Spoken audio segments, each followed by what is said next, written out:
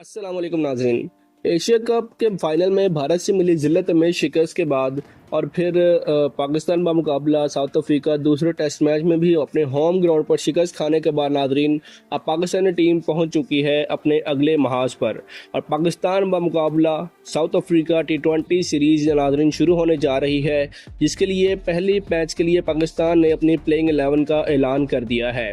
जी हाँ दोस्तों, आपको बताते हैं कि पाकिस्तान की प्लेइंग 11 क्या है जिसने सबको हैरान कर दिया है। नई प्लेइंग 11 में नई ओपनिंग जोड़ी मुतारफ करवा दी गई है जिसने सबके होश उड़ा दिए हैं। जी हाँ नाजरीन, यहाँ पर फ़खर जमान तो नहीं है T20 सीरीज़ में, इसलिए साहिबजादा फरहान के साथ एक ऐसा प्लेयर ओपनिंग पर आजमाया जा रहा है जिसे सब जानकर खुश हो जाएंगे।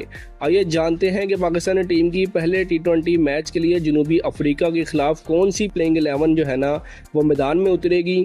और यहाँ नाजरीन इसके बाद ये भी जानेंगे कि पाकिस्तान और जनूबी अफ्रीका के दरमियान जो पहला T20 मैच होगा उसका मुकम्मल टाइम टेबल और शेड्यूल क्या होगा।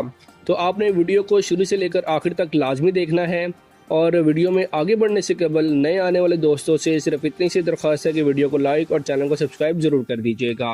नाज़रीन, यहाँ पर सबसे ज़्यादा सवाल ये इस टाइम सामने आ रहा है कि ओपनिंग कौन करेगा।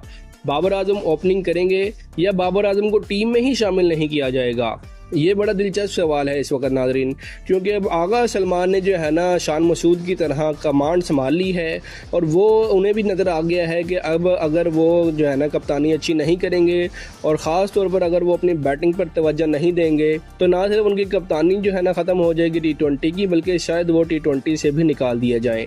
रिजवान को जिस तरह ODI की कप्तानी से निकाला गया और अब अगला नंबर लग रहा है कि अब सलमान अली आगा को होगा और साउथ अफ्रीका सीरीज़ उन्हें नाजरीन एज ए जो है ना एक टेस्ट के तौर पर दी जा रही है, मतलब उन्हें आजमाया जा रहा है और उन्हें ये बता दिया गया है कि अगर आपने इस सीरीज़ में परफॉर्म ना किया, यानी आप जो है ना सीरीज़ जीते या हारे, इस चीज़ का नहीं कहा गया, बल्कि ये कहा गया है कि अगर आपने एज ए प्लेयर बैटिंग में परफॉर्म ना किया तो ना सिर्फ आपकी कप्तानी ख़त्म होगी बल्कि इसी के साथ साथ आपकी जो है ना T20 टीम से भी आपको निकाल दिया जाएगा।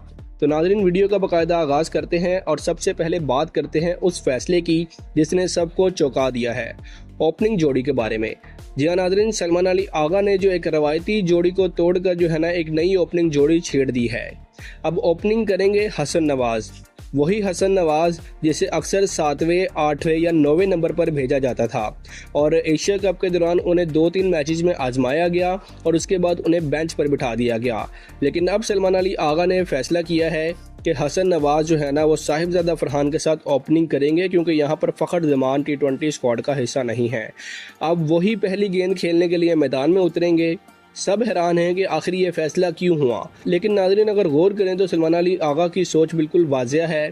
फ़खर के स्क्वाड में शामिल नहीं और बाबर आजम को मिडिल ऑर्डर के लिए रखा गया है और साइम अयूब बार बार मौके मिलने के बावजूद जो है ना वो कुछ परफॉर्म नहीं कर पाए। ऐसे में नाज़रीन हसन नवाज़ को ही एक ओपनिंग जोड़ी के तौर पर आजमाया जाने लगा है। अब हसन नवाज़ के साथ जो खिलाड़ी मैदान में उतरेगा वो है साहिबजादा फरहान।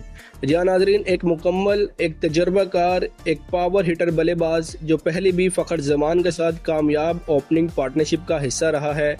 इस जोड़ी में नाजरीन वो ताकत है जो शायद पिछले कई महीनों से पाकिस्तान की ओपनिंग लाइन में नज़र नहीं आ रही थी। एक तरफ नौजवान खिलाड़ी हैं हसन नवाज़ और दूसरी तरफ नाजरीन जारहा मजाज के ओपनर साहिबजादा फरहान। और नाजरीन यही वो ओपनिंग जोड़ी है कि अगर इन दोनों में से किसी एक की भी प्लेयर चाल कामयाब हो गई तो फिर जो है ना साउथ अफ्रीका के बॉलर्स की चाल कामयाब नहीं होगी। फिर केशव महाराज हो, शमसी हो या रबादा हो, किसी की भी खैर नहीं होगी। अब ज़रा आगे चलते हैं नाजरीन, क्योंकि नंबर 3 पर वो नाम है जिसका इंतज़ार शायकीन काफ़ी अरसे से कर रहे थे। जी हाँ नाजरीन, बाबर आजम कप्तान नहीं बल्कि एक मिडिल ऑर्डर बल्लेबाज के तौर पर बाबर आजम टीम में वापस आ चुके हैं। काफ़ी लोग बहस कर रहे थे और सोशल मीडिया पर बहुत ज़्यादा डिमांड की जा रही थी कि बाबर को शामिल किया जाए और कई लोग इसके ऊपर तनकीद भी कर रहे थे कि बाबर को शामिल नहीं किया जाना चाहिए। मगर आखिरकार सलमान अली आगा ने बाबर आजम को प्लेइंग 11 का हिस्सा बनाकर सबके मुंह बंद कर दिए हैं और यही दुरुस्त फैसला भी है, क्योंकि नंबर 3 वो पोजीशन है जहां बाबर अपनी क्लास दिखाते हैं, अपनी टीम को संभालते हैं और स्कोर बोर्ड को आगे बढ़ाते हैं। इस फैसले ने वाजिया किया है कि आगा सलमान समझ चुके हैं कि बाबर को ओपनिंग पर दबाव में डालने के बजाय उसे वहां भेजा जाए जहां वो कंफर्टेबल होकर खेलता है और टीम को संभाल सकता है। उसके बाद नंबर 4 पर नज़र डालें तो यहाँ पर एक नया मगर नाज़रीन पुरजोश चेहरा नज़र आ रहा है और वो है उस्मान खान, जो दोबारा टीम में वापसी कर रहे हैं। विकेट कीपर बैट्समैन के तौर पर उस्मान खान को मोहम्मद हारिस की रिप्लेसमेंट के तौर पर नाज़रीन मौका दिया गया है और हारिस को बहुत ज़्यादा मौके मिलने के बावजूद वो मुकम्मल तौर पर नाकाम रहे। अब वक्त आ गया है कि उस्मान खान जैसे मेहनती खिलाड़ी को मौका दिया जाए। अगर वो इब्तिदाई चंद मैचेस में परफॉर्म कर जाते हैं तो पाकिस्तान को एक नया विकेट कीपर मिल सकता है, जो ना सिर्फ बैटिंग में ख़तरनाक साबित हो सकता है बल्कि फील्डिंग में भी वो हारिस से कई दर्जे बेहतर हैं जब विकेट कीपिंग की बात आती है। तो उसके बाद नाज़रीन जो प्लेयर हैं वो है ख़ुद सलमान अली आगा, और सलमान अली आगा के लिए ये सीरीज़ सिर्फ क़यादत का इम्तिहान नहीं होगी बल्कि अपनी ज़ाती परफॉर्मेंस का भी अहम उनके लिए एक इम्तिहान होगी। जैसे वीडियो के शुरू में बताया कि अगर वो बैटिंग में नाकाम हुए तो उनकी एज ए प्लेयर और एज ए कप्तान ये आखिरी सीरीज़ हो सकती है, और वो ये जान चुके हैं कि अगर वो यहाँ नाकाम रहे तो वह ना सिर्फ कप्तानी बल्कि टीम में भी जगह उनकी जो है ख़तरे में होगी। इसी वजह से अब जो है ना कप्तान सलमान अली आगा के कंधों पर बहुत बड़ी जिम्मेदारी है कि उन्हें ना सिर्फ टीम को सीरीज़ जितवानी है बल्कि साथ ही साथ बैटिंग में भी खुद को साबित करना होगा कि वो ना सिर्फ टेस्ट ओडीआई बल्कि T20 प्लेयर भी हैं। अब आते हैं नाज़रीन नंबर 6 पर, और यहाँ सबसे बड़ा धमाकेदार फैसला ये हुआ है कि अब्दुल समद वो खिलाड़ी हैं जो डोमेस्टिक क्रिकेट में छक्कों की बारिश के लिए मशहूर हैं, अब आखिरकार पाकिस्तान की T20 टीम में शामिल हो गए हैं। लंबे अरसे से पाकिस्तान में पावर हिटर की शदीद कमी महसूस की जा रही थी, लेकिन अब्दुल समद की शमूलियत ने इस खला को भरपूर तरीके से फिल कर दिया है। और नाज़रीन ये वो खिलाड़ी है जो दबाव में शॉट्स खेलने से नहीं डरता, और इसकी मौजूदगी से मिडिल ऑर्डर में एक नया खौफ पैदा हो जाएगा मुखालिफ बॉलर्स के लिए, वही खौफ जो हरीफ टीमों को मजबूर करेगा कि वो अपनी लाइन बदलें, फील्डिंग फैलाएं और गलतियां करें। उसके बाद नंबर 7 पर मोहम्मद नवाज मौजूद हैं, एक मुकम्मल ऑलराउंडर जो तीनों शोबों में बेहतरीन है। बैटिंग में भी बड़ी अच्छी बैटिंग करते हैं और जब बॉलिंग की बारी आती है तो बड़ी होशियारी और चालाकी से बॉलिंग करते हैं। फील्डिंग में बिजली की तरह कैच पकड़ते हैं। इस वक्त जब टीम बैलेंस की बात हो तो नवाज वो सुतून है जो टीम को बहुत ज़्यादा अहम सहारा है। नंबर 8 पर जो है ना फ़हीम अशरफ शामिल हैं, एक और तजर्बाकार ऑलराउंडर जो इस वक्त शानदार फॉर्म में भी हैं। एशिया कप में दुबई की ग्राउंड पर उनकी बॉलिंग हो या निचले नंबर पर आकर बैटिंग, उन्होंने हर जगह पर साबित किया कि वो एक गेम चेंजर प्लेयर हैं और लड़ना जानते हैं। फ़हीम का जोश, उनकी फील्डिंग और विकेट लेने के बाद उनका जो रद्द अमल है वो पूरे मैदान में तमाशाइये को गरमा देता है। नाज़रीन फिर आता है वो नाम जिसकी वापसी ने हर क्रिकेट फैन को बड़ा ही पुरजोश और खुश कर दिया है। जी हाँ नाज़रीन, नसीम शाह। हारिस रऊफ को मुसलसल नाकामियों के बाद ड्रॉप करके नसीम शाह को वापस लाया गया है, और ये फैसला किसी जज्बाती दबाव का नहीं बल्कि मुकम्मल तौर पर कारकर्दगी की बुनियाद पर और बड़े सोचो विचार के बाद किया गया है।